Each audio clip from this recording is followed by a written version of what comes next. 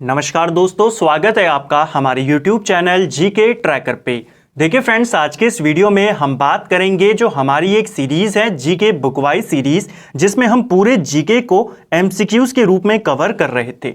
Indian economy के MCQs को हम देख रहे थे और अभी तक 5 वीडियो में हम इंडियन इकोनॉमी से जुड़े हुए 250 से ज्यादा प्रश्नों को एमसीक्यूज के रूप में एक्स्ट्रा फैक्ट के साथ यहां पे कवर कर चुके हैं। आज हमारा ये इस सीरीज का 6ठा वीडियो होगा। इसमें भी हम भारतीय अर्थव्यवस्था से पूछे जाने वाले इंपॉर्टेंट एमसीक्यूज को एक्स्ट्रा फैक्ट के साथ कवर करेंगे, जिससे आपका जो कॉन्सेप्ट है वो भी क्लियर होते हुए चलेंगे और कैसे क्वेश्चन यहां से बनते हैं उसका भी आइडिया आपको यहां पर मिलता हुआ चलेगा। तो अगर आपने अभी तक इस सीरीज के जो प्रीवियस वीडियो है उनको नहीं देखा है, आप उनको प्लेलिस्ट में जाके देख सकते हैं। ये सीरीज आपके सभी एग्जाम जहां पर भी अर्थव्यवस्था से क्वेश्चन बनते हैं उनके लिए इंपॉर्टेंट है और इस सीरीज के साथ ही आपका पूरा जो इंडियन इकोनॉमी वाला पोर्शन है वो पूरा सिलेबस के अकॉर्डिंग यहां पर आपके नोट्स बन जाएंगे। साथ ही एक और चीज, आज के इस वीडियो से हम इस सीरीज में एक और नया सेगमेंट यहां पर शुरू करने जा रहे हैं। ठीक है, इस सेगमेंट को हम इसी सीरीज के साथ इसी वीडियो में शुरू करेंगे, इसके लिए अलग सा सीरीज नहीं होगा। इसमें हम क्या करेंगे, पहले हम जो हमारी सीरीज चल रही है नॉर्मली, जिसमें हम एमसीक्यूज को कवर करते हैं, लूसेंट एमसीक्यूज को अतिरिक्त फैक्ट के साथ उनको कवर करेंगे। उनके कवर करने के बाद मैं आपको एनसीईआरटी से जुड़े हुए इंपॉर्टेंट वन लाइनर यहां पर बताऊंगा। उनकी संख्या ज्यादा नहीं होगी, 10 से 15 वो वन लाइनर होंगे, लेकिन एनसीईआरटी के होंगे, एग्जाम ओरिएंटेड होंगे। ठीक है, तो आपको उनको भी कवर करते हुए चलना है। इसके साथ आपकी यहां पर लूसेंट भी कवर हो जाएगी और साथ साथ में जो एनसीईआरटी से इंपॉर्टेंट वन लाइनर बनते हैं वो भी आपके कवर हो जाएंगे। इस सेगमेंट को हमने एनसीईआरटी बुलेटिन नाम दिया है और वो हम वीडियो के एंड पे करेंगे। उम्मीद करता हूं ये सेगमेंट आपको पसंद आएगा और सभी क्वेश्चन बिल्कुल एग्जाम ओरिएंटेड यहां पर होंगे। तो चलिए दोस्तों, आज के इस वीडियो को शुरू करते हैं। वीडियो के एंड पे अपना स्कोर कमेंट करके जरूर बताएं। आज का हमारा पहला प्रश्न है, भारतीय रिजर्व बैंक के द्वारा नकद कोष अनुपात में कमी की जाती है तो इसका साख सृजन पर क्या प्रभाव पड़ेगा। देखिए, साख सृजन का मतलब होता है किसी बैंक के पास मान लीजिए कुछ पैसा है, उस पैसे से वो कितना पैसा और जनरेट कर सकता है उसे कहते हैं साख सृजन। ठीक है, दूसरी चीज यहां पर आई है नगद कोष अनुपात। मैं आपको जो मुश्किल टर्म है उनको आसान भाषा में समझाने का प्रयास करता हूं ताकि आपको क्वेश्चन आंसर याद ना करना पड़े, आपका कॉन्सेप्ट क्लियर हो जाए। साख सृजन के बारे में मैंने आपको बताया। नगद कोष अनुपात यानी CRR की बात हो रही है, cash reserve ratio. Cash reserve ratio क्या होता है, किसी बैंक के पास जितना पैसा है उसका कुछ प्रतिशत हिस्सा उसे रिजर्व में रखना पड़ता है, RBI के पास रखना पड़ता है। कितना % रखना है वो CRR बताता है। क्वेश्चन पूछ रहा है, अब सिंपल भाषा में क्वेश्चन समझिए कि अगर बैंक जो RBI है CRR का रेट कम कर देता है तो साख सृजन में क्या प्रभाव पड़ेगा। अगर CRR की रेट परसेंटेज कम कर दी जाती है तो बैंकों को RBI के पास कम पैसा देना पड़ेगा, यानी बैंकों के पास ज्यादा पैसा होगा तो वो ज्यादा लोन दे पाएंगे, तो वो ज्यादा पैसा उससे जनरेट कर सकते हैं। तो साख सृजन में क्या प्रभाव पड़ेगा, इसमें वृद्धि होगी। ऑप्शन ए हमारा राइट आंसर है। उम्मीद करता हूं पूरा कॉन्सेप्ट आपका यहां पर क्लियर हो गया होगा। ठीक है, चलिए नेक्स्ट है हमारा 1969 में कितने बैंकों का राष्ट्रीयकरण किया गया था। देखिए, भारत में 1969 में एग्जैक्ट डेट के साथ आपको याद रखना है, 19 जुलाई 1969 को 14 बैंकों का राष्ट्रीयकरण किया गया था। तो ऑप्शन ए हमारा राइट आंसर यहां पर होगा।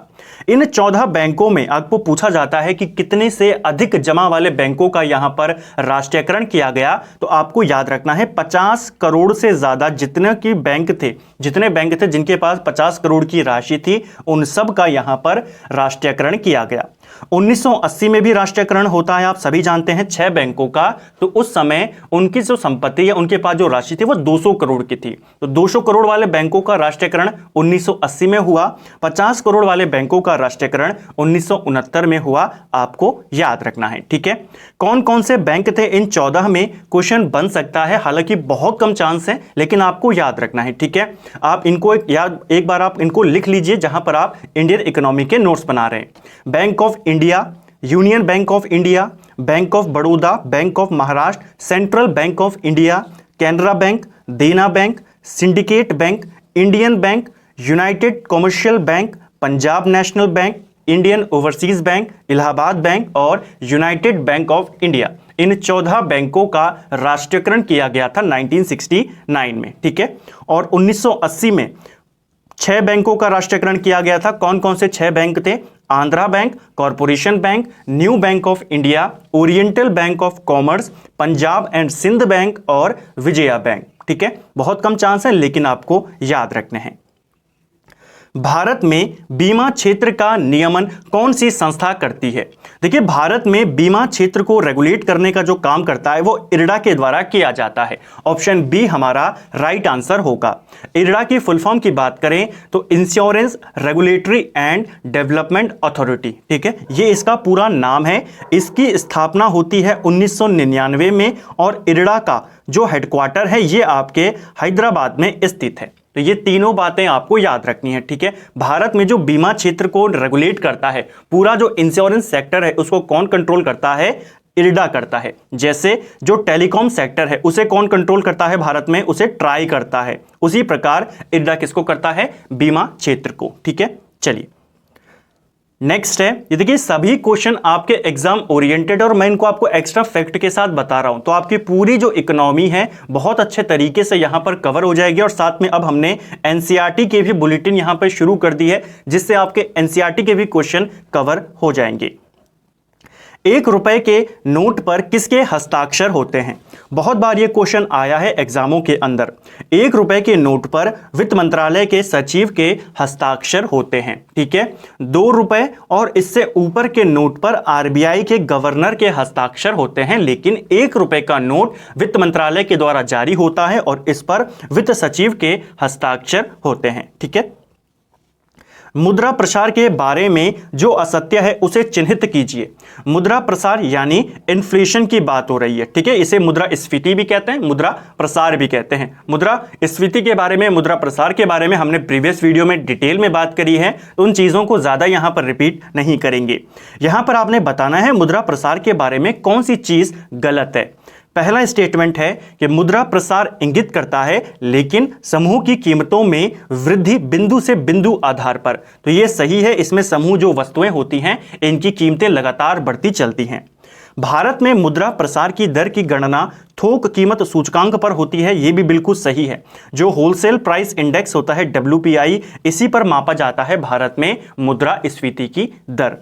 तीसरा है, भारत में मुद्रा प्रसार की माप के लिए कुछ वस्तुओं की खुदरा कीमतों को भी ध्यान में रखा जाता है। तो सेकंड पॉइंट और थर्ड पॉइंट बिल्कुल एक है। थोक कीमत यानी कि जो खुदरा कीमत है तो इनको ध्यान में यहां पर रखा जाता है क्योंकि थोक कीमतों पर ही भारत में मुद्रा स्फीति मापी जाती है। तीसरा है, चौथा है हमारा, मुद्रा प्रसार की दर के नीचे जाने का तात्पर्य कीमतों का घटना नहीं है। ये स्टेटमेंट यहां पर गलत है। ठीक है, जैसे जैसे मुद्रा प्रसार जो इन्फ्लेशन रेट है वो नीचे जाता है, कीमतें घटनी भी शुरू हो जाती हैं क्योंकि मार्केट में पैसे की कमी हो जाती है। नेक्स्ट है, वॉल स्ट्रीट किसका नाम है? देखिए, वॉल स्ट्रीट जो है ये न्यूयॉर्क का जो स्टॉक एक्सचेंज है इसका नाम है, तो ये आपको याद रखना है। ठीक है, वॉल स्ट्रीट कहां पर है? न्यूयॉर्क में, और यहीं पर जो न्यूयॉर्क का स्टॉक एक्सचेंज है वो स्थित है। जैसे हमने लास्ट वीडियो में देखा था दलाल स्ट्रीट, ये कहां पर है? तो ये आपके मुंबई में है। जो बॉम्बे स्टॉक एक्सचेंज है वो दलाल स्ट्रीट पर स्थित है। ठीक है, प्रथम क्षेत्रीय ग्रामीण बैंक की स्थापना किस वर्ष की गई थी?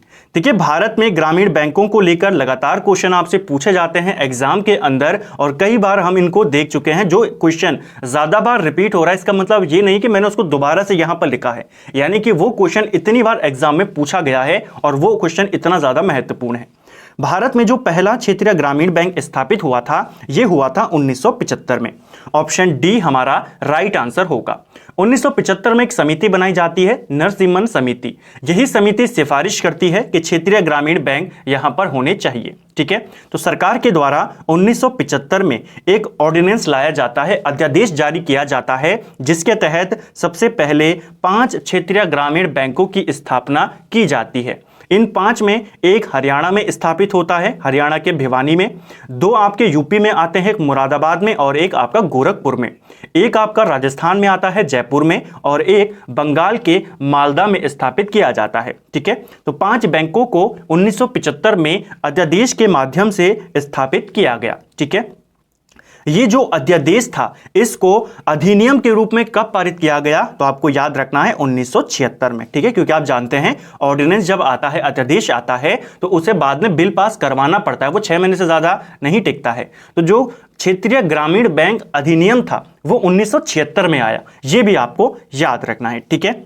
एक और चीज आपको याद रखनी है, जो ग्रामीण बैंक होता है इसमें किसका कितना प्रतिशत हिस्सा होता है। ठीक है, 3 इसके अंदर हिस्सेदार होते हैं, एक होती है भारत सरकार। ठीक है, एक भारत सरकार होती है, एक कॉमर्शियल बैंक होता है, और एक आपकी स्टेट गवर्नमेंट होती है, राज्य सरकार होती है।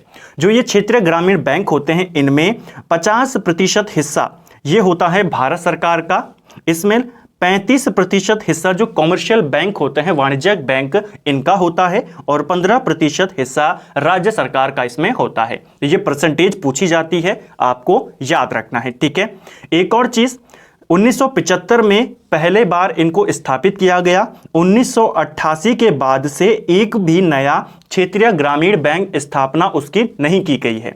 1988 में इनकी संख्या 196 थी, इसके बाद लगातार इनकी संख्या कम हुई है, वर्तमान में इनकी संख्या 38 है। ठीक है, नेक्स्ट है, किस वर्ष नाबार्ड की स्थापना हुई थी। अब देखिए, क्षेत्रीय ग्रामीण बैंक अगर आप बुक में पढ़ें आपको केवल इतना मिलेगा कि 1975 में स्थापित हुआ। यहां पर मैंने आपको उसकी समिति से लेकर, अधिनियम कब आया, परसेंटेज से लेकर के, और जो उसका कब से स्थापना नहीं हुई है, नहीं, कि वो सारी चीजें एक जगह पर आपको मिल गई। किस वर्ष नाबार्ड की स्थापना हुई थी। नाबार्ड यानी राष्ट्रीय कृषि और ग्रामीण विकास bank, national bank for agriculture and rural development. ठीक है, नाबार्ड की स्थापना को लेकर भी क्वेश्चन बनते हैं। यह 1982 में स्थापित किया गया, 6ठी पंचवर्षीय योजना के दौरान किया गया, और किस समिति ने नाबार्ड की स्थापना की सिफारिश करी थी, तो यह करी थी शिवरामन समिति ने। नेक्स्ट है, निम्नलिखित कथनों में से कौन सा एक सही नहीं है। तो इनमें से कौन सा स्टेटमेंट सही नहीं है आपने बताना है। तो पढ़ना शुरू करते हैं स्टेटमेंट्स को। पहला है, इंटरनेशनल एसोसिएशन ऑफ सिक्योरिटीज, इसको डीलर करना, डीलर ऑटोमेटेड कोटेशन, जो नैस्डैक के रूप में जाना जाता है, एक अमेरिकी शेयर बाजार है, तो ये बिल्कुल सही है। ठीक है, नैस्डैक की फुल फॉर्म दी गई है। क्वेश्चन सिंपल इतना है कि नास्डैक क्या अमेरिकी शेयर बाजार है, बिल्कुल है। नास्डैक में अनुसूचित होने वाली भारत की पहली कंपनी कौन सी थी, तो ये आपने कमेंट बॉक्स में बताना है, लास्ट वीडियो में हमने देखा था। दूसरा स्टेटमेंट है, निक्की टोक्यो शेयर बाजार का शेयर बाजार इंडेक्स है, तो ये भी बिल्कुल सही है, ये बहुत बार एग्जाम में पूछा गया है, निक्की कहां का है, नैस्डैक कहां का है। तीसरा स्टेटमेंट है, S&P CNX Nifty Bombay share बाजार में 50 बड़ी कंपनियों का इंडेक्स है, तो ये बिल्कुल तरीके से गलत है। ठीक है, जो S&P इंडेक्स है ये आपके कनाडा का जो शेयर बाजार है उसका इंडेक्स है। ठीक है, तो S&P किसका है, कनाडा के शेयर बाजार का। बंबई के शेयर बाजार का इंडेक्स जो है वो सेंसेक्स है। ठीक है, और जो राष्ट्रीय एक्सचेंज ऑफिस है वो उसका क्या है आपका, उसका है निफ्टी है। ठीक है, हांगकांग शेयर बाजार की वृहत्तम कंपनियों के दैनिक परिवर्तनों को हैंसेंग इंडेक्स दर्ज करता है, तो यह बिल्कुल सही है। थोक कीमत सूचकांक से संबंधित निम्न कथनों पर विचार करना है। भारत में मुद्रास्फीति किस पर मापी जाती है, WPI पर मापी जाती है, बहुत बार मैं आपको ये बता चुका हूं। ठीक है, इनमें से कौन सा कथन सही है आपने बताना है। यह कीमत आंदोलन की व्यापकता के साथ नियंत्रित रखता है, इसीलिए इसे मुद्रास्फीति के संकेतक के रूप में लिया जाता है, तो ये बिल्कुल सही है। ठीक है, इसे संकेतक के रूप में इसी पर मुद्रास्फीति को मापा जाता है। भारत में साप्ताहिक थोक कीमत सूचकांक के संकलन और प्रकाशन का कार्य आर्थिक परामर्शदाता कार्यालय ये करता है, तो ये भी आपका बिल्कुल सही है। तो यहां पर आपके दोनों कथन सही हैं। भारतीय रिजर्व बैंक करेंसी नोट जारी करता है, देखिए भारतीय रिजर्व बैंक करेंसी नोट जारी करता है किस आधार पर? तो जो नियत न्यूनतम आरक्षित प्रणाली है ऑप्शन सी, इसके आधार पर आरबीआई करेंसी जारी करता है। इस प्रणाली के बारे में मैंने आपको बताया था पहले वीडियो में। इस प्रणाली के तहत आरबीआई के पास 200 करोड़ का रिजर्व होना जरूरी है, ठीक है। इसी के आधार पर वो मुद्रा जारी करता है। कितना रिजर्व होना जरूरी है? 200 करोड़ का। इन 200 करोड़ में से 115 करोड़ का तो आपके पास गोल्ड रिजर्व होना चाहिए और 85 करोड़ का आपके पास फॉरेन रिजर्व होना चाहिए, विदेशी मुद्रा होनी चाहिए। किसी अर्थव्यवस्था में मुद्रा के मूल्य और कीमत स्तर के बीच संबंध होता है। तो किसी भी अर्थव्यवस्था में मुद्रा का जो मूल्य होता है और कीमत की जो होती है, कीमत स्तर होता है जो, इन दोनों में प्रतिलोम संबंध होता है, यानी उल्टा संबंध होता है। अगर किसी देश की मुद्रा का मूल्य गिर जाता है तो वहां पर कीमतें क्या होंगी? बढ़ जाएंगी, ठीक है। और अगर मुद्रा का मूल्य बढ़ जाता है तो कीमतें आपकी कम हो जाएंगी। तो कैसा संबंध है? उल्टा संबंध है। स्टैगफ्लेशन कौन सी स्थिति है? देखिए स्टैगफ्लेशन कब होता है? स्टैगफ्लेशन तब होता है जब अर्थव्यवस्था में एक तरफ लगातार कीमतें बढ़ती जा रही है लेकिन जो आर्थिक विकास है वो भी रुका हुआ है, ठीक है। तो ऐसी कंडीशन को कहा जाता है स्टैगफ्लेशन, यानी गतिरोध और मुद्रास्फीति लगातार अगर एक साथ आ जाए, बेरोजगारी, आर्थिक विकास अगर रुक जाए और कीमतें लगातार बढ़ती जा रही हैं, लोग उनको खरीद ना पाए, तो ये सारी कंडीशन आपकी आती है स्टैगफ्लेशन के अंतर्गत, ठीक है। इसमें बेरोजगारी बढ़ती जाती है, वस्तुओं की कीमत लगातार बढ़ती जाती है, जिस कारण से जो वस्तुएं हैं वो बिकनी भी मुश्किल हो जाती हैं, कोई उन्हें खरीद ही नहीं पाता। पैसा भी मार्केट में बहुत है लेकिन बेरोजगारी भी बहुत है, लोग उनको खरीद ही नहीं पा रहे, ये भी आपको याद रखना है। तो जब गतिरोध यानी मुद्रास्फीति और गतिरोध यानी बेरोजगारी और जो आर्थिक विकास है वो रुक जाता है, आगे नहीं बढ़ता है, तब कहते हैं इसे स्टैगफ्लेशन। निम्नलिखित में से कौन सा किसी बैंकिंग संगठन का नाम नहीं है? तो इनमें से कौन सा बैंकिंग संगठन नहीं है? ऐसा ही क्वेश्चन आपसे एग्जाम में पूछा जाता है। अब देखिए यहां पर सेबी की अगर आपको फुल फॉर्म पता है, सेबी के बारे में पता है, तो आप आसानी से बता देंगे सेबी एक बैंक नहीं है, ये एक रेगुलेटिंग बॉडी है जो कि जो शेयर बाजार है उसको रेगुलेट करती है, ठीक है। इसकी फुल फॉर्म है securities and exchange board of India. इसका हेडक्वार्टर मुंबई में है। 1988 में इसे बनाया गया था और 1992 में इसे वैधानिक दर्जा दिया गया था। भारत में सिक्के जारी करने के लिए कौन अधिकृत है? तो भारत में सिक्के किसके द्वारा जारी किए जाते हैं? ये जारी किए जाते हैं वित्त मंत्रालय के द्वारा।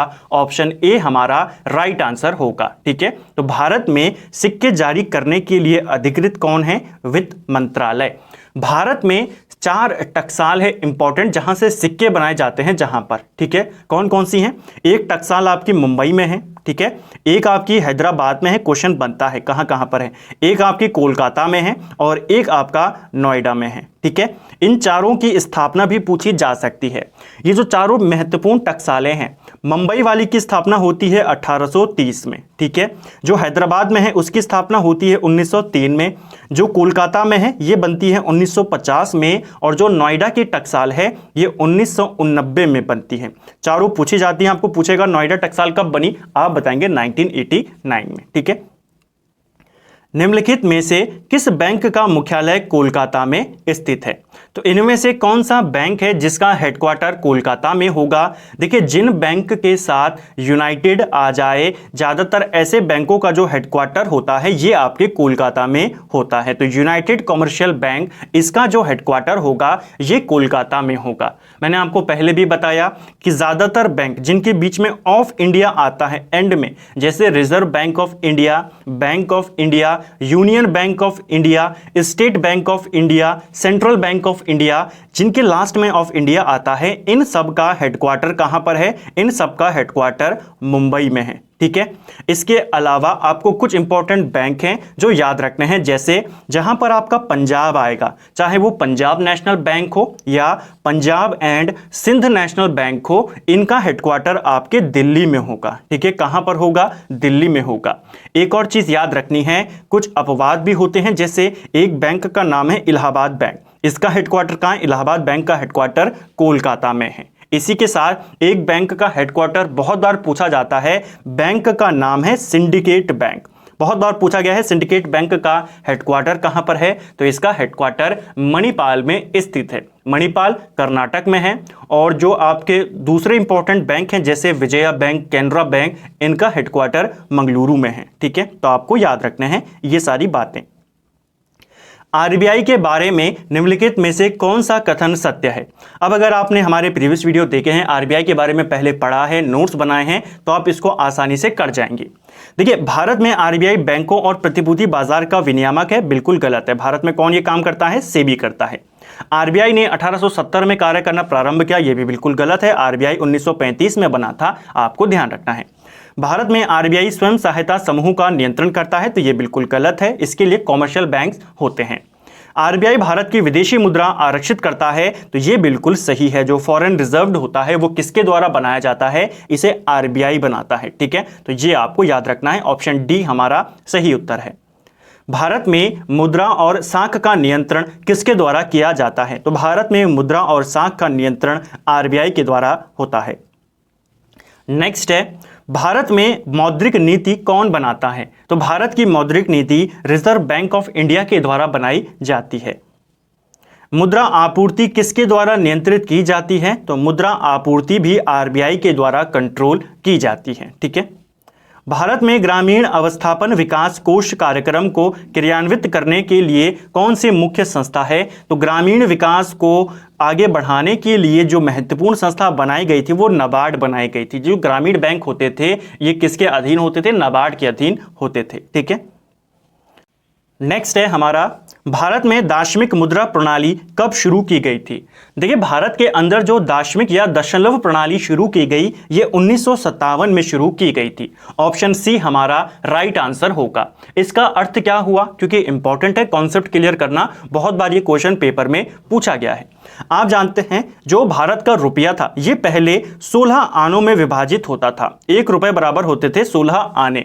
वर्तमान की अगर हम बात करें तो 1 रुपए 100 पैसों में विभाजित है। ठीक है, ये कब किया गया? इसे 1 रुपए को 100 बराबर पैसों में कब बांटा गया? ये बांटा गया 1957 में, आपको याद रखना है। ठीक है, नेक्स्ट है हमारा, ग्रामीण बैंकों की कार्यकारी समूह की सिफारिशों के फलस्वरूप शुरू में 5 ग्रामीण प्रादेशिक बैंक कब स्थापित किए गए थे? ये वही क्वेश्चन है कि भारत में जो ग्रामीण बैंक स्थापित किए गए 5, ये कब बनाए गए? तो हम देख चुके हैं 1975 में। फेडरल रिजर्व निम्नलिखित में से किस देश का एक वित्तीय संगठन है? देखिए, जो फेडरल रिजर्व बैंक है ये अमेरिका का सेंट्रल बैंक है। जैसे भारत का आरबीआई है उसी प्रकार अमेरिका का फेडरल रिजर्व है। हमारे देश में बैंकों द्वारा सामान्यतः अधिकतम कितनी अवधि के लिए घरेलू सावधि जमाओं की स्वीकार किया जाता है? देखिए, सावधि जमा का अर्थ होता है फिक्स डिपॉजिट। तो भारत में फिक्स डिपॉजिट अधिकतम कितने समय के लिए आप कर सकते हैं? तो ये अवधि है 10 वर्ष। ऑप्शन डी हमारा राइट आंसर होगा। कम से कम 7 दिन के लिए आप कर सकते हैं और मैक्सिमम आप 10 वर्ष के लिए कर सकते हैं। तो ये आपको याद रखना है। ठीक है, निम्नलिखित में से कौन माल के आयात हेतु विदेशी विनिमय को स्वीकृत करता है या स्वीकृति देता है? तो माल के लिए विदेशी विनिमय यानी कि जो विदेशी मुद्रा होती है इसके व्यापार के लिए जो स्वीकृति देता है ये भारतीय रिजर्व बैंक देता है। भारत में ट्रेजरी बिल बेचे जाते हैं। देखिए, ट्रेजरी बिल होता क्या है पहले आपको ये जानना पड़ेगा ताकि आपका कॉन्सेप्ट क्लियर होता रहे। भारत में जो ट्रेजरी बिल होते हैं ये अल्प अवधि की प्रतिभूति होती हैं जिनके माध्यम से सरकार उधार लेती है। ठीक है, और इनको बेचता कौन है? इनको देता कौन है? इनको जारी करता है आरबीआई। लेती कौन है? भारत सरकार को अगर टेम्पररी कुछ पैसा उधार चाहिए तो आरबीआई के द्वारा ट्रेजरी बिल जारी किए जाते हैं, यानी कम समय के लिए उनको भारत सरकार को लोन यहां पर दिया जाता है। तो भारत में ट्रेजरी बिल कौन देता है? आरबीआई देती है। किसको देती है? भारत सरकार को देती है। ठीक है, भारत में व्यापारिक बैंकों को देनदारी के घटकों में निम्नलिखित में से सबसे महत्वपूर्ण कौन सा है? तो सबसे महत्वपूर्ण है सावधि जमा धनराशि यानी फिक्स डिपॉजिट। अल्पकालिक सरकारी प्रतिभूति पत्रों को क्या कहा जाता है? तो अभी हमने इसके बारे में बात करी, इसको कहा जाता है ट्रेजरी बिल। ठीक है, कौन जारी करता है? आरबीआई। अब आप इसको नहीं भूलेंगे कि जब सरकार को कम समय के लिए पैसा चाहिए होता है तो वो आरबीआई से मांगती है और आरबीआई ट्रेजरी बिल जारी करती है, यानी अल्पकालिक सरकारी प्रतिभूतियों को ये जारी करता है। इनकी जो अवधि होती है सामान्यतः 91 दिन या 364 दिन इनकी अवधि होती है। 1969 में निम्नलिखित में से किस बैंक का राष्ट्रीयकरण नहीं हुआ था? देखिए ऊपर मैंने आपको 14 बैंकों के नाम बताए, आपको उनको याद करने की जरूरत वैसे है नहीं, लेकिन आप याद रखें क्योंकि कोई भरोसा नहीं है आपका एग्जाम में क्वेश्चन क्या पूछ लिया जाए।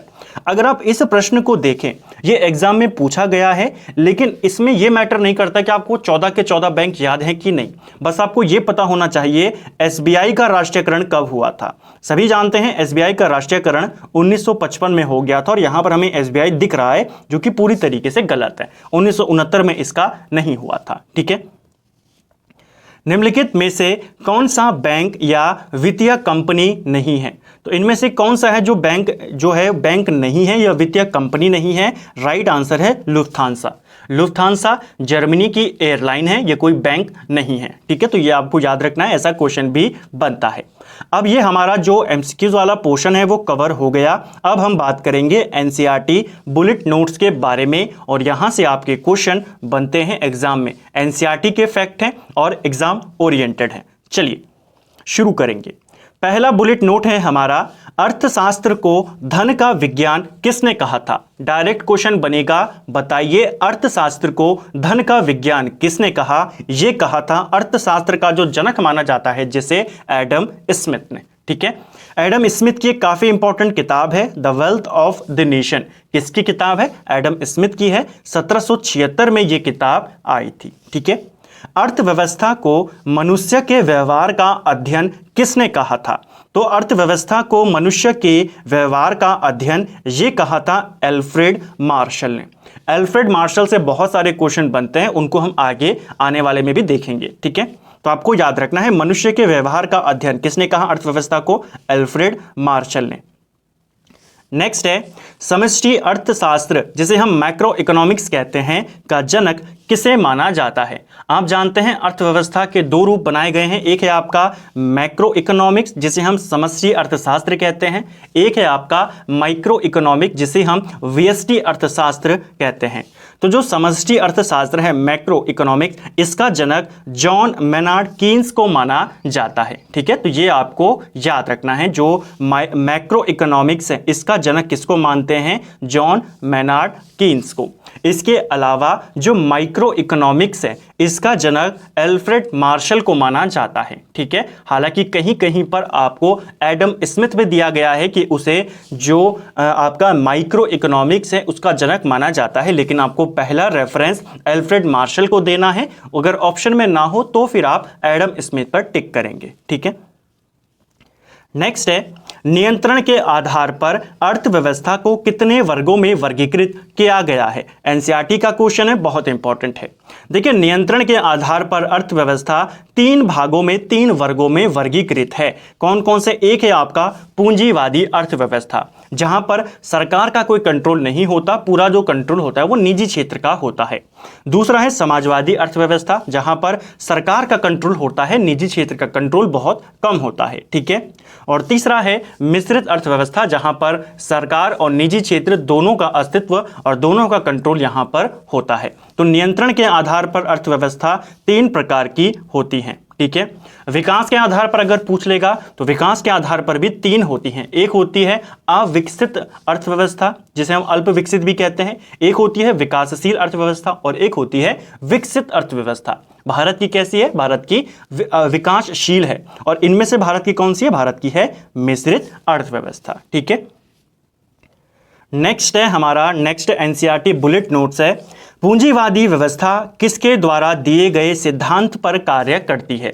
जो पूंजीवादी व्यवस्था है या अर्थव्यवस्था है यह काम करती है लेसेज फेयर के सिद्धांत पर। ठीक है, एक सिद्धांत है जिसका नाम है लेसेज फेयर और यह सिद्धांत दिया था एडम स्मिथ ने। ये आपको याद रखना है कि जो पूंजीवादी अर्थव्यवस्था है जहां पर निजी क्षेत्र का कंट्रोल होता है, ये किसके सिद्धांत पर काम करती है? लेसेज फेयर के सिद्धांत पर। और लेसेज फेयर का सिद्धांत एडम स्मिथ ने दिया था। बहुत कम बुक्स में आपको ये मिलेगा, लेकिन ये एनसीईआरटी के फैक्ट हैं, आपको याद रखने हैं। ठीक है, इस सिद्धांत के अनुसार या इस सिद्धांत में एडम स्मिथ ने यह कहा था कि बाजार पर सरकार का न्यूनतम नियंत्रण होना चाहिए, ज्यादा नियंत्रण निजी क्षेत्र का होना चाहिए। मिश्रित अर्थव्यवस्था की संकल्पना किसके विचारों से प्रेरित थी? जो मिश्रित अर्थव्यवस्था है इसकी संकल्पना जॉन मेनार्ड कीन्स के विचारों से प्रेरित थी। ये भी आपको याद रखना है, ठीक है। जो मैक्रो इकोनॉमिक्स है उसका जनक भी इसे ही माना जाता है, मिश्रित अर्थव्यवस्था का जनक भी इसे ही माना जाता है। नेक्स्ट है, ऐसी अर्थव्यवस्था जिसमें आयात निर्यात की गतिविधियां शून्य होती हैं, निजी क्षेत्र की भूमिका नगण्य होती है, क्या कहलाती है? ऐसी अर्थव्यवस्था जहां पर आयात निर्यात नहीं होता है और सारा कंट्रोल सरकार का होता है, निजी क्षेत्र का भी कोई कंट्रोल नहीं होता, ऐसी अर्थव्यवस्था को बंद अर्थव्यवस्था कहते हैं और बहुत बार ये क्वेश्चन पूछा गया है। वह अर्थव्यवस्था जिसमें वास्तविक राष्ट्रीय एवं प्रति व्यक्ति आय स्तर रहती है, क्या कहलाती है? तो ऐसी अर्थव्यवस्था जहां पर जो नेशनल इनकम है और जो पर कैपिटा इनकम है दोनों की दोनों कांस्टेंट बनी रहती है, उनमें कोई वृद्धि नहीं हो रही, ऐसी अर्थव्यवस्था को गतिहीन अर्थव्यवस्था कहते हैं, ठीक है। नेक्स्ट है, मिश्रित अर्थव्यवस्था को अपनाने वाला विश्व का पहला देश कौन था? देखिए, मिश्रित अर्थव्यवस्था को अपनाने वाला विश्व का पहला देश था फ्रांस। ये आपको याद रखना है, एनसीईआरटी फैक्ट है, पूछा जा सकता है। भारत की अर्थव्यवस्था भी कैसी है? मिश्रित अर्थव्यवस्था है। नेक्स्ट है और आखिरी बुलेट नोट है हमारा, मांग और सप्लाई का नियम किसके द्वारा दिया गया था? मांग और सप्लाई यानी डिमांड एंड सप्लाई का जो रूल है, सिद्धांत है, इसे एडम स्मिथ ने ही दिया था, ठीक है। रूल क्या है? काफी सिंपल है कि अगर किसी वस्तु की मांग ज्यादा है तो उसकी कीमत क्या हो जाएगी? बढ़ जाएगी, ठीक है। तो उसकी आपूर्ति कम है तो उसकी कीमतें बढ़ जाएंगी। मांग ज्यादा है, डिमांड ज्यादा है, सप्लाई कम है तो कीमतें बढ़ जाएंगी। मांग कम है, सप्लाई ज्यादा है तो कीमतें उसकी घट जाएंगी। इसे ही कहते हैं डिमांड और सप्लाई का नियम, जो कि किसने दिया था? ये इंपॉर्टेंट है, एडम स्मिथ ने दिया था। तो फ्रेंड्स, ये था हमारा जिसमें हमने इंडियन इकोनॉमी से जुड़े हुए पहले कुछ एमसीक्यूज को कवर किया। हर एक एमसीक्यूज को मैंने पूरी कोशिश करी कि आपको आसान भाषा में उसे समझा सकूं, और उसके बाद हमने एनसीईआरटी के बुलेट नोट्स को यहाँ पर कवर किया। ये सभी वन लाइनर भी इंपॉर्टेंट है, आपको इनको भी कवर करते हुए चलना है। इससे आपकी जो एनसीईआरटी है वो भी कवर हो जाएगी, उसके भी क्वेश्चन आपके यहाँ पे बन जाएंगे, उसके नोट्स तैयार हो जाएंगे। साथ साथ में पूरी जो इकोनॉमी वाला पोर्शन है वो तो हमारा चल ही रहा है, सीरियल वाइज 300 के करीब क्वेश्चन हम कवर कर चुके हैं। उम्मीद करता हूं आपको आज का वीडियो पसंद आया होगा। अगर आपको ये वीडियो पसंद आया है तो वीडियो को लाइक करें। अगर आप चैनल पर नए हैं तो चैनल को सब्सक्राइब करें, और इस नए सेगमेंट के बारे में आपकी क्या राय है कमेंट बॉक्स में जरूर बताएं। कितना स्कोर आपका रहा और वीडियो आपको कैसा लगा ये भी आप कमेंट में जरूर बताएं। Thank you friends.